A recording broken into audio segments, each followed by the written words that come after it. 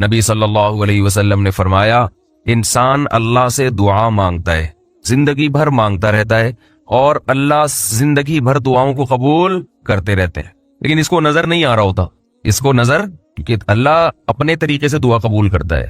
اگر اللہ ایسے دعا قبول کرے نا، آپ نے ادھر کہا اے اللہ میری تنخواہ ڈبل کر دے، آفس گئے باس نے کہا کہ جناب نئے وزیر اعظم نے جو اعلان کیا ہے اس کی منظوری ہو گئی، ٹھا ٹھا کر کے ایسے دعائیں قبول ہونا شروع ہو جائیں تو غیب پر ایمان ختم، پھر تو دعا کی ترغیب دینے کی ضرورت ہی نہیں رہے گی۔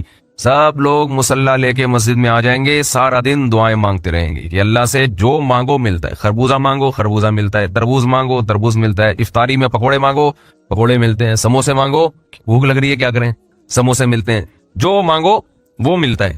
حدیث میں آتا ہے اللہ میں اتنی غیرت ہے کہ جب کوئی اللہ کے سامنے ہاتھ اٹھا کے مانگتا ہے تو اللہ کو خالی ہاتھ لوٹاتے ہوئے حیا آتی ہے۔ تو حدیث میں آتا ہے کہ ایک بندہ مسلسل دعا مانگتا ہے مانگتا ہے مانگتا ہے مانگتا ہے مانگتا ہے، اور اللہ قبول کرتا ہے کرتا ہے کرتا ہے کرتا ہی رہتا ہے، یہاں تک کہ یہ بندہ ایک دن زبان سے ایک لفظ نکالتا ہے، کیونکہ اس کو وہ قبول ہوتے ہوئے نظر نہیں آ رہی ہوتی نا دعا۔ اگر یہ لفظ زبان سے نکالتے جیسے کہ آج کل لوگ نکالتے ہیں زبان سے، تو حدیث میں آتا ہے یہ جو جملہ زبان سے نکالا ہے اس کے بعد سے اللہ قبول کرنا چھوڑ دیتے ہیں۔ دنیا میں کہیں بھی ایسا نہیں ہوا کہ کوئی قوم اشراق کی نماز نہ پڑھتی ہو اس لیے اللہ کا عذاب آ گیا ہو، کوئی قوم تہجد نہ پڑھتی ہو اس لیے اللہ کا عذاب آ گیا ہو، کوئی قوم صبح اور شام کے وظیفے نہ پڑھتی ہو اس لیے اللہ کا عذاب آ گیا ہو۔ یہ وجہ نہیں ہے۔ قرآن کہہ رہا ہے عذاب ہمیشہ اس قوم پر آیا جس نے گناہ کیا، اور گناہ کی ڈیفینیشن کیا ہے؟ اللہ نے کہا یہ کام مت کرو اور قوم نے وہ کام بولنے کیا۔ اشراق تہجد کی بڑی ویلیو ہے، اس کی ویلیو میں کم نہیں کر رہا، لیکن یہ تمام چیزیں اس وقت مؤثر ہیں حقیقت میں جب آپ برائی سے بچتے ہیں۔ ہمارے ہاں سب کچھ کرنے کے لیے تیار ہیں، گناہ سے برائی سے بچنے کے لیے تیار نہیں ہے۔ اللہ کہتے ہیں تھوڑا کر لو، کرو اس طریقے سے جس طریقے سے میں بتا رہا ہوں، تھوڑے پہ راضی ہو جاؤں گا۔ ہم کہتے ہیں زیادہ کریں گے مگر اخپل طریقے سے کریں گے، طریقہ وہ ہوگا جو ہمارا ہے۔ تو اللہ کہتے ہیں جی بھر کے کر لو، آخرت میں اس کا کوئی اجر نہیں ملے گا، جی بھر کے کر لو۔ وسعى لها سعيها، قرآن کہتا ہے اس کی کوشش قبول ہوگی، اس کی محنت قبول ہوگی، جو محنت اس طریقے سے کرے جس طرح سے اللہ نے بتائی ہے، اس کی محنت قبول ہوگی۔ تو ارادہ کریں، عزم کریں، اپنی زندگی سے ایک ایک گناہ کو خارج کرنا ہے۔ ہم اپنے بڑوں سے سنا کرتے تھے کہ ایک ڈائری میں اپنے گناہوں کی لسٹ تیار کرنی چاہیے۔ جب شادی کرتے ہیں نا تو بلاتے ہیں اتنے لوگوں کو، تو لسٹیں تیار ہوتی ہیں نا، کیا خیال ہے؟ لسٹیں تیار کیوں کی جاتی ہیں؟ کوئی رہ نہ جائے۔ بعض دفعہ کوئی بڑا ہی بخروٹی قسم کا ہوتا ہے، غلطی سے رہ گیا، پوری زندگی ناک میں دم کر کے رکھتا ہے کہ نہیں رکھتا، کہ مجھے کیوں نہیں بلایا، مجھے کیوں نہیں بلایا۔ آپ کہتے ہو یار نام لکھنا بھول گئے تھے یا بلانا بھول گئے تھے، تو نام اس لیے لکھے جاتے ہیں کہ بھائی ایک ہفتہ پہلے سے لکھنا شروع کرو، ایک ہفتے میں تو سارے یاد آ ہی جائیں گے، رہ گیا ہو سکتا ہے کل یاد آ جائے، پرسوں یاد آ جائے، تو نام لکھے جاتے ہیں ان کو بلانا ہے اور ان کمبختوں کو نہیں بلانا، یعنی جن کا نہیں بلانا ہوتا ان کا وہاں فیصلہ ہو چکا ہوتا ہے، مشورہ ہوتا ہے نا، اس کو بھی نہیں جی اس کو نہیں، اس نے ہمیں نہیں بلایا، اپنی کسی شادی میں نہیں بلایا، خود کئی بار شادی کی اس میں بھی نہیں بلایا، چلو ہوتا ہے نا اپنی پہلی والی میں بلاتا نہیں بلاتا تو اپنی ہی دوسری میں بلا لیتا، دوسری میں نہیں بلایا اپنی ہی تیسری میں بلا لیتا، جس نے اپنی کسی میں نہیں بلایا ہم اس کو اپنی اکلوتی میں کیوں بلائیں؟ یہ بھی کانسیپٹ ہوتا ہے۔ یہ نہیں پتا ہوتا کہ جو دوسری کر رہا ہوتا ہے وہ بلا کے ڈھنڈورا پیٹ کے نہیں کرتا، وہ تو چھپڑ میں کرتا ہے، بعد میں پکڑا جاتا ہے وہ۔ خیر، تو لسٹ لکھی جاتی ہے، ان کو بلانا ہے۔ لسٹ لکھنے کا مطلب یہ ہوتا ہے کہ کوئی رہ نہ جائے۔ ہم نے بڑوں سے سنا حکمت کی بات کہ اپنے گناہوں کی بھی لسٹ خود تیار کرنی چاہیے۔ آپ نے کسی کو شادی میں بلانا تھا، وہ نہیں آیا، بھول گئے، اس سے اتنا نقصان نہیں ہے۔ آپ نے اپنی اصلاح کرنی تھی اور ایک گناہ ایسا رہ گیا جس سے توبہ کیے بغیر آپ دنیا سے چلے گئے، اس کا وبال بہت زیادہ ہے۔ یہ ایک گناہ آپ کی زندگی کو تباہ کرنے کا ذریعہ بن سکتا ہے۔ لوگ اس کو تو دیکھتے ہیں کہ بعض دفعہ کوئی نیکی کام آتی ہے، بخشوانے کا ذریعہ بن جاتی ہے، اس کو تو دیکھتے ہیں، یہ نہیں دیکھتے کہ جیسے بعض دفعہ کوئی نیکی بخشوانے کا ذریعہ بنتی ہے، بعض دفعہ کوئی ایک گناہ برباد کرنے کا ذریعہ بھی بن جاتا ہے۔ بعض دفعہ کوئی ایک گناہ ایسا ہوتا ہے جس کو آپ ہلکا سمجھتے ہو لیکن وہ آپ کو برباد کرنے کا ذریعہ بن جاتا ہے۔ نبی صلی اللہ علیہ وسلم نے فرمایا انسان بعض مرتبہ زبان سے ایسا کلمہ نکالتا ہے جسے وہ بہت ہلکا سمجھتا ہے، اللہ کی نظر میں اس کا وزن بہت زیادہ ہوتا ہے، جس کی وجہ سے وہ جہنم کے گڑھے میں پھینکا جائے گا۔ وہ اتنا سخت جملہ ہوتا ہے، کس کی نظر میں؟ اللہ کی نظر۔ آپ اس کو ہلکا سمجھ رہے ہوتے ہیں۔ بتاؤ کوئی شخص ساری زندگی تہجد پڑھے، رمضان کے روزے رکھے، اللہ کے خوف سے روتا رہے، صدقات و خیرات کرے، کوئی پریشانی آئی اور منہ سے یہ جملہ کہہ دیتا ہے کہ اللہ کو میں ہی ملا ہوں پریشان کرنے کے لیے، ساری ٹینشنیں اللہ نے مجھے کو دی ہوئی ہیں، میرا ہی بیڑا غرق کر کے رکھا رہتا ہے ہمیشہ اللہ، تو آپ کیا سمجھتے ہیں کہ یہ ہلکا جملہ ہے؟ اس ایک جملے میں اتنا وزن ہے کہ اس میں یہ طاقت ہے کہ یہ آپ کی ساری زندگی کی نیکیوں کو کھا جائے۔ اللہ کہے گا جب تو مجھے ایسا سمجھتا ہے تو پھر تو تیری میری کیسی دوستی، کس بات کی دوستی؟ یہ تہجد لے جا کسی اور کے پاس۔ ہم یہ کہتے ہیں ایک جملہ ہی تو تھا زبان سے نکالا ہے کہ انسان کو ایک روحانی طور پر اخلاقی، جس کو ہم روحانی کہہ دیتے ہیں، وہ اخلاقی طور پر انسان بلندی تک کیسے پہنچ سکتا ہے، جسے ہم آسان زبان میں کہتے ہیں انسان اچھا انسان کیسے بن سکتا ہے۔ یہ بھی ایک سائنس ہے جو یورپ میں پڑھائی جاتی ہے۔ تو یہ والی جو سائنس ہے نا، سوشل سائنس جس کو کہا جاتا ہے، ایک ہے میڈیکل سائنس۔ ڈاکٹر کیا کرے گا؟ آپ کی صحت کو سائنس کی روشنی میں اچھا کر دے گا، ڈولے شولے بن گئے آپ کے، کولیسٹرول فری ہو گئے آپ، یعنی اتنا کولیسٹرول جتنا ضروری ہے ویٹ آپ کا بنا دیا، لیکن اس سے اچھا تھوڑی بن جائے گا۔ ہو سکتا ہے وہ چور نکلے، ہو سکتا ہے اسی صحت کو وہ ڈکیتی میں استعمال کرے، ہو سکتا ہے وہ اپنے ماں باپ کا گلا گھوڑ دے۔ تو اچھا بنانے کے لیے یورپ نے جب مذہب کو نکالا نا اپنی یونیورسٹیوں سے، عیسائیت سے بغاوت کی انہوں نے، تو اچھا بنانے کے لیے انہوں نے کیا طریقہ اختیار کیا کہ انسان کو اچھا بچہ بنانے کے لیے بھی ایک عقل کی روشنی میں اور حواس کی روشنی میں ایک علم وضع کیا جس کو سوشل سائنس کہا جاتا ہے، کہ بھئی اس کے بنا بھی کہ مشاہدے پر ہے۔ تو مشاہدات کی روشنی میں ہم یہ فیصلہ کریں گے، تجربات کی روشنی میں، مشاہدات کی روشنی میں ہم ایکسپلین کریں گے کہ اچھے کی ڈیفینیشن کیا ہے اور اچھا انسان کسے کہتے ہیں۔ یہاں بھی گڑبڑ کر دی، یہاں بھی کیا کر دی؟ بھائی آپ لوگ تجربے کر رہے ہو تو اس سوسائٹی میں کر رہے ہو جو پہلے سے بنی ہوئی ہے، ہو سکتا ہے یہ اچھی ہو ہی نہیں، آپ لوگ کی سمجھ میں نہیں آ رہا تو کس کی سمجھ میں آئے گا؟ سوسائٹی، کلچر ایک دوسرے کے کتنے ڈیفرنٹ ہوتے ہیں نا۔ آپ کلچر کو اپنا باپ بنا رہے ہو تو کلچر کو تو آپ نے پہلے فرض کر لیا کہ ٹھیک ہے، ہو سکتا ہے یہ کلچر ہی غلط ہو۔ یہاں بھی انسان خدا کی قسم گھوڑے دوڑاتا رہے گا عقل کے، کبھی کسی ایک پوائنٹ پہ دو فلاسفر بھی جمع نہیں ہو سکتے۔ نتیجہ کیا نکلا؟ ان میں اتنا اختلاف ہوا نا، مثال کے طور پر نکاح کر کے رہنا چاہیے یا زنا کرنا چاہیے، عقل کوئی رہنمائی کرے گی یہاں پہ؟ کچھ لوگ کہیں گے نہیں جی جوڑوں کی شکل میں رہنا چاہیے، نکاح ہو، اس سے تمیز ابا اماں چچا ماموں وجود میں آتے ہیں، دوسرے کہتا نہیں آتے تو کیا ہو جائے گا؟ ٹھیک ہے نا، اگر زنا کر لیں تو کیا، یہ تو مذہبی لوگوں نے کہا زنا بری چیز ہے تو ہم رہ لیتے ہیں، ہم کیا ضرورت ہے؟ تو ان کے ہاں پھر اچھے کا ہوتے نا، اچھے کی فہرست سے بہت ساری چیزیں نکلتی چلی گئیں۔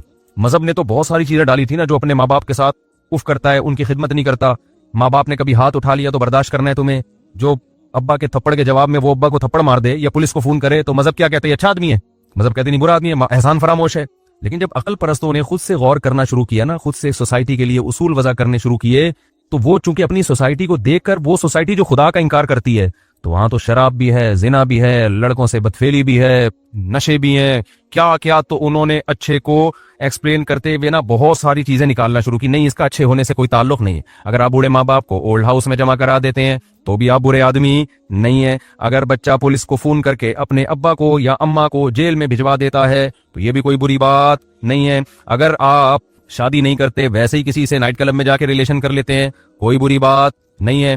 اگر آپ وراثت بچوں کو نہیں دیتے، کسی اور کو دے دیتے ہیں، اولاد کو محروم کر دیتے ہیں، کوئی بری بات، کیونکہ عقل تو فیصلہ ہی نہیں کر پا رہی ہے نا یہاں پہ۔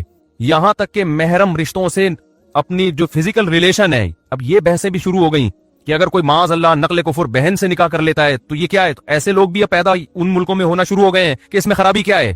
روس میں جب انقلاب آیا ہے نا الحاد کا، تو وہاں یہ بڑی بحثیں ہوئی ہیں کہ بھائی سگی بہن، مجھے تو بولتے ہوئے برا لگ رہا ہے لیکن اب ایک چیز کو ایکسپلین کرنا ہے کہ سگی بہن سے بھی نکاح ہو سکتا ہے، کوئی حرج نہیں اس میں، یہ تو انسانوں کی بنائی ہوئی روایات ہیں۔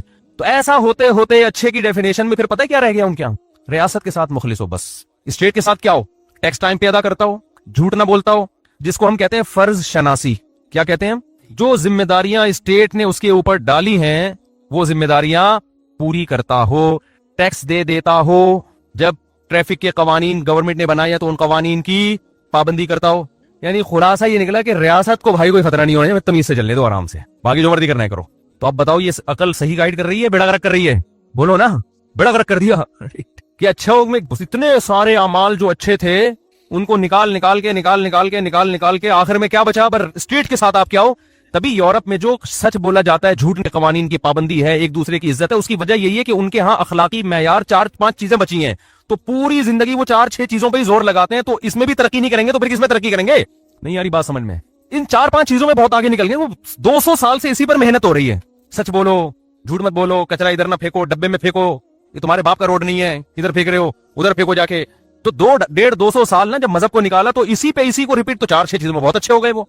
हमारे यहाँ तो भाई एक अच्छे बनने के लिए बहुत लंबी डिटेल है, बहुत सारे हुकूक हैं, बहुत सारे। बचपन से बच्चे को सिखाया जाता है, अब्बा अगर तभी से पेल भी देना तो मार खा के रोना है। जैसे हमें तो अब्बा जब पीटते थे तो हम थोड़ा सा दीवार की तरफ मुंह करके आधा घंटा रोते रहते थे हिचकियों से, क्योंकि हम अगर अब्बा को जवाब दे देते अब्बा आपने मुझे क्यों हाथ उठाया, तो हमारी तो खानदान में कोई इज्जत 2 टके की नहीं रहती। हमें पता है यार सोसाइटी में हम पर एक धब्बा लग जाएगा, इंतहाई बदतमीज बच्चा है तो पिटे। और अम्मा हमारी चिमटा दिखा रही है गरम गरम, करेले पके हुए हैं, खा, हमें दिल नहीं चाह रहा करेले खाने का। गोरा तो कहेगा जो दिल नहीं चाह रहा बच्चे को वो खिलाना जुल्म है, मुसावात है ना। इस्लाम क्या कहता है? भाई ठीक है, बार बार तो ऐसी चीज ना खिलाओ वरना बच्चा तो मर जाएगा, लेकिन कभी करेले भी खिलाओ यार रोजाना। ये नहीं होता कि रोजाना भिंडी पकेगी या रोजाना गोश्त पकेगा। बच्चा माँ बाप की मर्जी जो होगी वो खाएगा, कोई जहर थोड़ी खिला रहे हैं। आज तेरा बाप भी ये खाएगा, करेले खा तू। अब अम्मा हमें चिमटा दिखा रही है, खा भाई, हम यूं यूं करके खा रहे हैं और उससे भी हो रहे हैं। शिकायत किसी से करेंगे तो दोबारा पिटेंगे। अब जाके हम शिकायत करें अब्बा से कि अब्बा एक थप्पड़ और लगाया हुआ तेरी, तू अपनी माँ की नहीं मान रहा। ज्यादा से ज्यादा अब्बा सिफारिश कर देंगे, भाई वो पका लो जो ये बच्चा चाह रहा है पका लो। तो बच्चे को तो तरबियत करनी पड़ती है ना। आप उसको शुरू से मुर्गों की आदत डाल दो, वो तो दाल कभी खा ही नहीं सकेगा। तो ये तो माँ बाप फैसला करेंगे कि क्या खिलाना है इसको। हाँ, जब जुल्म कर रहे हो, बार बार करेले खिला रहे हो बच्चे की ख्याल, वो तो एक अलग बात है, वो तो फिर माँ बाप बुरे हैं, फिर सोसाइटी उनको बुरा भी कहती है। ऐसा नहीं है कि तुम अपने बच्चों पे क्यों जुल्म कर रहे हो। तो कितनी लंबी फहरिस्त है ना हमारे यहाँ। फिर सुबह उठ के नमाज पढ़नी है, नमाज नहीं पढ़ेंगे। मुझे याद है हम जब छोटे थे 9-10 साल के, हमारे अब्बा उठाते थे फजर में हमें। उस वक्त तो हमें अकल नहीं थी। वो सर्दियों में आदमी उठ रहा है, सर्दी की नींद कितनी जबरदस्त होती है, उठ के जा रहे हैं नमाज पढ़ने, आधे रास्ते से टन मारा, देखा अब्बा पहुंच गए, आधे रास्ते से टन मारा। एक दफा मैं आधे रास्ते से टन मार के ना घर आया और घर में नमाज पढ़ ली मैंने। तो मेरे बड़े भाई ने देख लिया, उन्होंने बुलाया उधर आओ। जी कह रहे भाई ये मस्जिद में जो जमात होती है ये किसके लिए होती है? मैंने कहा हम मुसलमानों के लिए होती है, जो मुसलमान लोग पाए जाते हैं। तो उन्होंने कहा यार अभी से तुम ये सुस्ती कर रहे हो, इधर ही नमाज पढ़ के तुमने ऐसे डांट लगाई है क्यों? उनको लगा कि ये इसका अमल क्या है, अच्छा है कि बुरा है? बुरा है। लेकिन अगर आप मगरिबी दुनिया से गैर मुस्लिम से पूछेंगे तो वो शायद अब्बा को बुरा कह रहे हो कि बच्चे को सुबह सुबह क्यों उठा रहे हो। खुदा की कसम हम पर एहसान किया हमारे बाप ने, जो आप हम नमाज पढ़ रहे हो सुकून मिल रहा है हमें, हम पे छोड़ देते, हम तो 12 बजे सो के उठते। यही लोग जब बच्चों को स्कूल के लिए उठाओ तो इसको जुल्म नहीं कहते। भाई अगर बच्चे की जो राइट्स हैं तो फिर बच्चे को खुद फैसला करेगा बड़ा होकर कि मैंने स्कूल पढ़ना है कि नहीं पढ़ना। लेकिन आप जवाब में क्या कहते हो? जब ये फैसला करेगा ना पढ़ाई की उम्र निकल चुकी होगी, अब इसको पढ़ाना है। जब पढ़ाना है तो नमाज भी पढ़वानी है मेरे भाई। अल्लाह को मान, हम तो मानते हैं, स्कूल से ज्यादा हमें अल्लाह पर यकीन है कि जिस खुदा ने पैदा किया उसको कैसे भुला दे बच्चा। तो हमारे यहाँ हुकूक की फहरिस्त, फिर बड़े भाई भी थे, हमारी बड़ी बहन भी थी, छोटे भाई छोटी बहनें, उनके हुकूक, भाई ने भी पीट दिया एक दिन, सही है ना। तो एक दफा पिटे साल में, वो कोई मसला नहीं है, चलो भाई बड़ा भाई है तो हम क्या दोखड़ा सुनाएं किसी को, पिट गए भाई पिट गए, तो ठीक है ना। अब ऐसा ना हो बयान में आप समझे सारी जिंदगी पिटते ही रहे हैं और कोई काम ही नहीं हुआ है। ये तो एक साल में एक दफा हो गया ना, ये थोड़ी कि रोज रोज। तो अल्लाह का शुक्र है सही अच्छा सलूकी हो रहा है, और जो पिटे वो भी हमारे फायदे के लिए। फिर हमारे जो बड़े से छोटे भाई थे वो हमें सुबह कुरान पढ़ाते थे। जुल्म बच्चे पर जब होगा जब रात देर से सुलाओ और सुबह जल्दी उठाओ। रात हमें टाइम पे सुलाया जा रहा है, 8-9 घंटे की नींद हो रही है, तो अब तो उठो ना भाई। बच्चा को अगर सोने देना वो फिर भी नहीं उठेगा, वो कहेगा सोता रहो। फजर की नमाज के बाद हमारे बड़े से छोटे भाई हमें लेके बैठते थे, भाई कुरान पढ़ो बैठ के, शाबाश। वो हमें बड़ा गुस्सा आ रहा होता लेकिन बैठ रहे पढ़ रहे होते थे, इन्नल्लज़ीना आमनू व अमिलुस सालिहाती, इस तरह पढ़ रहे होते थे। और उनका एक रोब होता था हमारे ऊपर, जबान नहीं चला सकते थे, भाई बड़े हैं तो छोटों का ख्याल, उनके भी शफकत करनी है, उनका हक नहीं मारना। तो मुस्लिम इस्लाम में हुकूक की फहरिस्त और अच्छा बनने का जो तस्वुर है वो बहुत क्या है, बस ये आपकी शादी होगी तो सारी जिंदगी बेगम का खर्चा आपने उठाना, उसके अब्बा आएंगे उनको इज्जत देना, साला आया हुआ है उससे तमीज से बात करना, दिल नहीं चाह रहा होता लेकिन बहरहाल आपको बात करनी पड़ती है। मैं अपनी बात नहीं कर रहा, दूसरों की बात कर रहा हूँ। तो तमीज से बात करना। फिर और इस्लाम में आगे जाओगे तो साली की तरफ ना देखना, साली को ना देखना। अल्लाह तुम्हारी शादी इससे हुई है, इसकी बहनों से थोड़ी हुई तुम्हारी शादी जो वहां फ्री हो रहा है तू जाके। अगर आप फ्री हो गए तो इस्लाम क्या कहेगा? मैनर्स नहीं है इसमें, जिससे फ्री होना चाहिए था उससे हो नहीं रहा, जिससे नहीं होना चाहिए था उससे हो रहा है, मैनर्स नहीं है। तो गैर मुस्लिम हो गया, ये सारा सेटअप क्या हो गया, खत्म। अब 4-5 चीजें उनका, फिर और बहुत सारे अभी तो नमाज है, ज़कात है, हज है, रोजा है, फिर खानदानी एहतरामात हैं, जो रिश्तेदारी तोड़ता है वो जन्नत में नहीं जाएगा, बहुत सारे, फिर खर्च करना, फिर सदका, फिर कुर्बानी, फिर ज़कात, फिर फितराने, इतनी लंबी है कि वो तभी तो इतनी मोटी मोटी फिक़ा की किताबें होती हैं जो इस्लामी कानून है, इतनी मोटी मोटी जिल्दों में, वो सब इस्लामी लॉ है। तो इसलिए भाई वो 4-5 चीजें नहीं है, हमारे यहाँ बहुत सारी हैं, तो अब पूरा जोर 4-5 चीजों में नहीं है, वो 4-5 हमारे यहाँ नॉर्मल स्टाइल में पाई जाती है, बहुत ज्यादा अच्छी नहीं है। लिहाजा सिग्नल की पाबंदी करते हैं, कभी देखा आंख मटका इधर हो कोई नहीं है तो तोड़ दे वैसे निकल लिए। समझ में आ रही है बात? तो ये गलत है, नहीं करना चाहिए, लेकिन وہ جو چیزیں غلط کر رہے ہیں نا اتنی خطرناک حد تک ہم غلط نہیں، ان میں نشہ نہیں کر رہے ہم، وہ روڈ ٹریفک کے قوانین کی پابندی کرتے ہیں لیکن پیتے ہیں، پینے کی وجہ سے پابندی کے باوجود 6-8 بندے پیلتے ہوئے نکل جاتے ہیں وہ پی کے، ہم جب پیلتے ہیں تو پتا ہوتا ہے یہ بندہ اس کو جاگتی ہوئی حالت میں کیس بن سکتا ہے۔ ابھی وہ ہمارے ایک دوست ہے انہوں نے کہا یو کے میں ایک بندہ پی کے نکلا، کوئی لڑکی بیچاری جا رہی تھی، اس کے دانت توڑ دیے شراب میں، تو وہ دانت توڑ دیے، وہ بیڑا بھی غرق ہو گیا بیچاری کا، خون بہ رہا ہے، دانت ٹوٹ گئے، کوئی قصاص والا کیس نہیں ہے کہ اس نے دانت توڑے تو اس کے بھی توڑے جائیں گے، کیوں بھائی نشے میں تھا، تو نشے میں وہ ایک عذر سمجھا جاتا ہے، لیکن وہی جس نے دانت توڑے ہیں جب نشے میں نہیں ہوگا تو بڑی تمیز سے بات کرے گا، فرمائیے کیسے حالت۔ تو لوگ کہتے ہیں یار دیکھو گورا کتنی تمیز سے بات کرتا ہے، اور مسلمان دیکھو بدتمیز کہیں کا، ابے وہ بدتمیزی کر کے بھی اس تمیز سے 1000 گنا بہتر ہے جس میں پینے کے بعد پتہ ہی نہیں چل رہا دانت توڑ رہا ہے کہ گھٹنا توڑ رہا ہے کہ ٹانگ توڑ رہا ہے، اور پھر بھی اچھے کا اچھا ہی ہے وہ، نہیں یاری بات میرا خیال ہے سمجھ میں۔ اور دوسری بات یہ کہ جو 5-6 چیزیں ہماری سوسائٹی میں نہیں ہیں جو ان میں بہت زیادہ ہیں، وہ بھی اس لیے نہیں ہے کہ ہم کون سا مذہب کو فالو پورا کہاں کر رہے ہیں ہم لوگ، مذہب کو ہم یہ تو مذہب نہ ہونے کی وجہ سے جو خرابیاں ہیں، اگر مذہب ہم نے سوسائٹی سے نکال دیا نا اور پورا ان کو فالو کیا تو جو تھوڑی بہت اچھائیاں رہ گئی ہیں وہ بھی مارکیٹ سے شارٹ ہو جائیں گی، سمجھتے ہو کہ نہیں سمجھتے ہو؟ تو اس لیے یہ جو میں بات یہاں سے میں نے شروع کی تھی، جو موٹیویشنل اسپیکرز جن کے پاس مذہب نہیں ہے، ان کے پاس پاورفل موٹیویشن نہیں ہے، تو میرے پاس کلپ آتے رہتے ہیں نا، تو وہ میں آج اپنے بھانجے سے ذکر کر رہا تھا، ہم لوگ آ رہے تھے اکٹھے، تو میں نے کہا یار یہ موٹیویشن اسپیکر سب کی بات نہیں کر رہا بھائی، کوئی ایسا نہ ہو کسی اسپیکر کے ساتھ میرا کلپ چلا دیں کہ دیکھو اس کی بات کر رہے ہیں، ایسا کوئی نہیں ہے، اور میں نے بتایا بہت سے اچھا کام بھی کر رہے ہیں، لیکن اتنی بڑی بڑی باتیں کر رہے ہوتے ہیں نا بعض لوگ، ان میں چھوٹی بات تو ہے ہی نہیں ان کے پاس، چھوٹی موٹی تو بات، جب بھی یہ کلپ شروع ہوگا نا ایک بات کان کھول کے سن لیں آپ لوگ، ایک دم آدمی کہتا ہے یار اب پتہ نہیں کیا چیز مارکیٹ میں آنے والی، ایک دم نا ایسا لگتا ہے جب بس اب تو ختم بھائی۔ اچھا یہ یوٹیوب اور فیس بک نے نا پوری دنیا کو ایک ہی صفحے پہ اکٹھا کر دیا ہے، اس کا بڑا فائدہ ہوتا ہے۔ اچھا میں ایسے کبھی کبھار اسپیکر کو سنتا ہوں ایک بات، نیچے پھر میں کرتا ہوں تو میرا کلپ کوئی آیا ہوا ہوتا ہے، اچھا اس طرح اس میں ایسا نہیں لگ رہا ہوتا کہ ایک بات کان کھول کے، مجھے اس میں ایسے لگ رہا ہوتا ہے نارمل وے میں نا، بس اتنا نہیں ہے بھائی صحیح نا، ہلکا پھلکا ہی ہے، کوئی بہت اچھے بننے کی ضرورت بھی نہیں ہے، بہت زیادہ کامیاب ہونے کی کوشش کرو، پیسہ کمانے کی، غربت میں مر گئے تو کوئی ٹینشن کی بات نہیں ہے بھائی، بس مجھے خود بڑی ٹینشن ختم ہو رہی ہوتی ہے نا سن کے یار کہ تم تمیز سے مسئلہ ہی حل کر دیا۔ سکسیس کی کوشش کرو، کامیابی کی نہیں ملتی بھاڑ میں جائے، ایسی کی تیسی، کامیابی گئی کہاں دل لینے، کیا کرنا ہے بھائی، دنیا مسافر خانہ ہے میرے بھائی، خدا کو راضی کرو یار، سب سے آسان کام دنیا میں کیا ہے؟ ہمارا ویژن بہت کلیئر ہے، ہمارا دعویٰ بہت آسان ہے کہ ہمیں خدا نے پیدا کیا، اپنے لیے بنایا، اس کو خوش رکھو ایسی کی ایسی، سمجھ میں آ رہی ہے بات؟ کتنا آسان ہو گیا نا، جو کرنا ہے بھائی اس کو خوش کرنے کے لیے کرو، اور یہ یقین رکھو آپ جو کرو گے ہوگا وہ نہیں ہوگا کیا جو اللہ چاہے گا، آپ اس کو راضی رکھنے کی کوشش کرو، اس کے لحاظ سے اپنا ہدف بھی بناؤ، ویژن بھی بناؤ، محنت بھی کرو، محنت میں کوتاہی ہو جائے توبہ استغفار کرو، 100 بار بھی اگر کسی سے کوئی غلطی ہوتی ہے تو 100 بار بھی توبہ کرتا ہے، اللہ ایک بار بھی اسے مایوس نہیں کرتا، اچھا بننے کی کوشش میں لگے رہو، اگر اللہ خوش ہے، اور یہ یقین نہیں کرو کہ اللہ مجھ سے خوش ہے، ڈرتے رہو کہ ہو سکتا ہے مجھ سے ناراض ہو، لیکن امید بھی رکھو کہ ہو سکتا ہے مجھ سے خوش ہو، تو حدیث میں آتا ہے جس کی یہ کنڈیشن ہوگی نا اس کی بخشش لازمی ہوگی، اللہ کا یہ وعدہ ہے، کوشش میں لگا رہے، مایوس نہ ہو، بخشش کس نے کرنی ہے آخرت میں؟ اللہ نے کرنی ہے، تو جو بخشش اللہ نے کر، ہمارے حضرت کتنے پرہیزگار تھے، حضرت فرماتے تھے کہ میں جب اپنے اعمال کو دیکھتا ہوں تو مجھے مایوسی ہونے لگتی ہے، لیکن پھر جب میں یہ سوچتا ہوں نا کہ بخشش اللہ کے ہاتھ میں ہے اور اللہ کی رحمت سے ہی ہوگی تو اتنی خوشی ہوتی ہے کہ بھائی ہمارے لیے تو اللہ نے کتنا آسان راستہ کہ معاملہ اپنے ہاتھ میں رکھا ہے، ہم نالائقوں میں نہیں چھوڑا اللہ نے کہ تم جب تک تمہاری زندگی ہے یہ اصولوں پہ نہیں ہوگی وقت بخشوں گا ہی نہیں میں تمہیں، صحیح ہے نا، ہمیں کہا انسان کے بچے بننے کی کوشش کرو، بس تم لڑکھڑاتے یعنی پھسلتے بھی چلو گے آؤ گے تو بخشنا کس نے ہے؟ میں نے ہے نا، میں نے بخشنا ہے، تو بس مجھے راضی کرنے کی کوشش میں لگے رہو، غلطی ہوتی ہے توبہ کرو، معافی مانگو، 100 بار غلطی ہوتی ہے 100 بار توبہ کرو، کوشش میں لگے رہو، اور اتنی امید میں بھی نہ آ جاؤ کہ گناہ کرو اور تمہیں خوف ہی ختم ہو جائے کہ یار جو مرضی کرتے رہو بخشش ہوگی، تو الایمان بین الخوف والرجاء، امید اور خوف کے درمیان میں ہے، اور یاد رکھو اسی سے انسان کی زندگی خوش بھی گزرتی ہے، اگر امید اور خوف دونوں نہ ہو نا، خالی امیدیں ہوں تو انسان اترانے لگتا ہے، یہ بھی بے سکونی کا ذریعہ بنتی ہے چیز، خوف ہی خوف ہو تو نا امیدی ہونے لگتی ہے، یہ بھی بے سکونی کا ذریعہ بنتی ہے۔ اسلام نے وہ لائف سٹائل دیا ہمیں اور وہ نظریہ اختیار کرنے کا حکم دیا جس سے ہماری زندگیوں میں بھی بیلنس رہے اور سکون رہے۔ اگر آپ کو خوف نہ ہو نا ہلکا پھلکا سا تو چیزوں کے آنے کی خوشی بھی نہیں ہوتی۔ دیکھو غریب آدمی کو جب کوئی تحفہ دو کیسا خوش ہو جاتا ہے، مالدار کے پاس اتنا ہوتا ہے کہ اس کو آپ اگر نلی نہاری بریانی ڈال کے نیمبو نچوڑ کے کھلا دیں تو کیا اس کو ہوگا، یار یہ تو ہم کھاتے ہی رہتے ہیں۔ اور اگر غریب آدمی کے پاس کچھ آئے نہیں تو بھی ٹینشن میں جائے گا۔ تو دونوں چیزیں نا، فقر کا خوف اور غنا کی امید، یہ جب دونوں چیزیں ساتھ ساتھ چلتی ہیں تو خوشی اس وقت ہوتی ہے انسان کو۔ سمجھ میں آ رہی ہے بات کہ نہیں آ رہی ہے؟ تو وہ جب آتے ہیں نا کلپ، ایک بات کان کھول کے سن لینا، ایک دم میں ہل جاتا ہوں، پتہ نہیں کیا لے کر آئے گا نا مارکیٹ میں، تو لوگ بھی ایسا، پھر کلیپنگ ہو رہی ہوتی ہے، تو میں بہت دفعہ سن کے میں نتیجہ اخذ کرتا ہوں کہ رزلٹ کیا نکلا، اس کا کیا کریں ہم، کیا کریں؟ تو رزلٹ کوئی خاص نکلتا نہیں ہے، بس باتیں ہیں کرتے چلے جاؤ، وہ اگلے بھی سنتے ہیں ماشاءاللہ زبردست.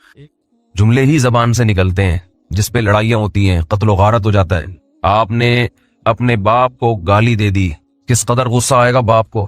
آپ جواب میں کہو ایک لفظ ہی تو ہے جو زبان سے نکلا ہے، تو باپ کیا کہے گا کہ ہماری زبان سے زندگی بھر ایسا لفظ کبھی اپنے باپ کے لیے بولو نہیں. طلاقوں میں تو یہ بہت ہوتا ہے. طلاق دیکھیں نا، لوگ آتے ہیں کہ زبان سے طلاق نکل گئی تھی، 3 دفعہ لفظ نکل گیا تھا، غصے میں ہو گیا تھا. تو میں ان سے کہتا ہوں کہ آپ کے علاوہ بھی میاں بیوی میں بہت کروڑوں خاندان ہیں جن میں لڑائی ہوتی ہے، اب بھی ہوتی ہے، ہمیشہ سے ہوتی رہی ہے.